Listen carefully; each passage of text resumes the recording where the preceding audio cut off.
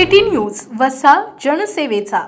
पिंपळगाव देवी यात्रेमध्ये रेवडी बनवण्यासाठी आलेल्या गणपत भोई रावेर याचा दारूच्या नशेमुळे दुर्दैवी मृत्यू झाला। गणपत हा पिंपळगाव येथील एका स्थानिक व्यापाऱ्याकडे रेवडी बनवण्यासाठी आला होता। अत्यंत मद्यधुंद अवस्थेमध्ये असलेल्या गणपतचा मृतदेह लोणाळे जवळील पहिल्या पुलाखाली काल दुपारी 1:30च्या सुमारास आढळला आहे। प्राथमिक तपासात पुलावरून खाली पडल्यामुळे त्याचा मृत्यू झाल्याचे निष्पन्न झाले आहे। घटनास्थळी धामणगाव बडेचे पोलीस निरीक्षक नागेश झाईले यांनी तात्काळ पोहोचून पंचनामा केला। या घटनेमुळे पिंपळगाव देवी यात्रेमध्ये खळबळ उडाली असून स्थानिकांमध्ये भीतीचे वातावरण निर्माण झाले होते।